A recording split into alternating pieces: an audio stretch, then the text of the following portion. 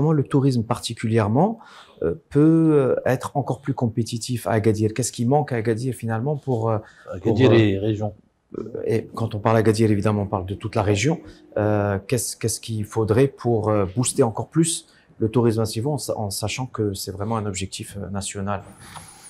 C'est comme je vous l'ai dit, s'il y a un sujet important, c'est-à-dire que pour que je puisse espérer avoir des touristes, il faut que j'ai de l'aérien. Donc la connectivité est importante, il faut qu'on y travaille. Mais pas que. Une fois que j'ai l'aérien, il faut que j'ai et le produit et l'animation. Donc ce sont deux composantes importantes.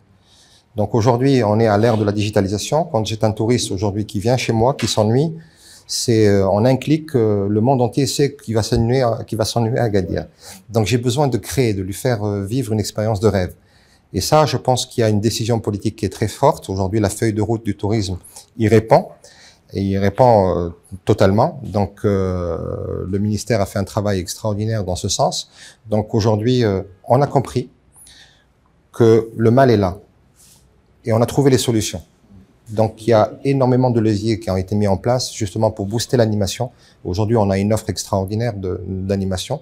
On a tout le tourisme rural qui est aussi important parce que la région elle regorge de ressources naturelles extraordinaires, de sites naturels extraordinaires. Et donc tout ça, ça fait un tour trip qui peut être extraordinaire pour les touristes et qu'on est en train de développer via des sociétés de développement que nous avons créées au niveau de la région. On en reparlera peut-être tout à l'heure et qui sont des maîtres d'ouvrage de ces projets-là.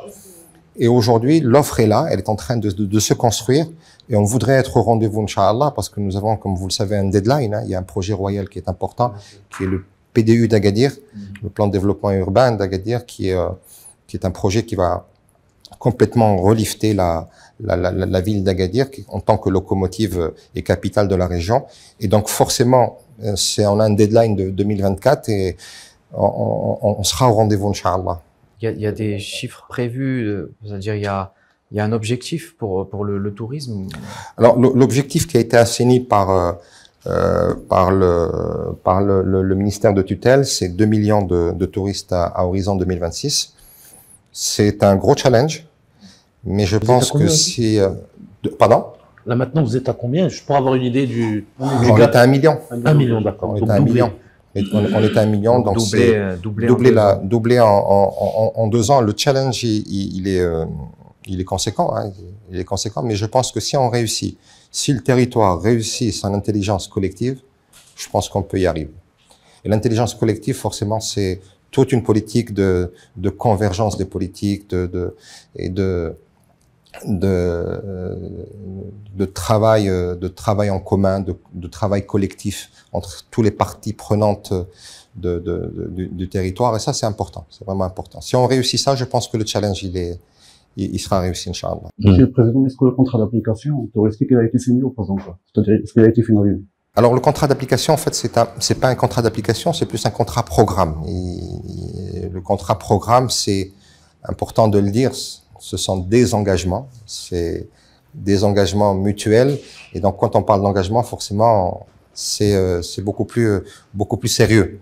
Donc, on est en train de le finaliser. Donc, on a fait un travail de convergence entre le plan de développement régional qui a été établi par la région, la feuille de route, pour essayer justement de trouver un terrain d'entente entre les deux feuilles, entre les deux documents de planification. Et là, on est d'accord. Donc, en tenant compte, bien sûr, de l'espace temporel qui est important, 2 ans, il faut prendre en conséquence les projets qui sont réalistes et réalisables, parce que c'est très important. Surtout qu'il y a un amalgame aussi qui est très important, c'est que le ministre, c'est légitime. Moi, j'ai une durée à 2026 et moi, je suis en 2027. Donc, je dis, il va falloir qu'on s'entende. Vous travaillez avec un horizon à 2026. Moi, je travaille sur un horizon 2027. Donc, on peut pas en cours de route. Et c'est là, c'est ce qui a fait retarder un peu le contrat d'application. D'accord.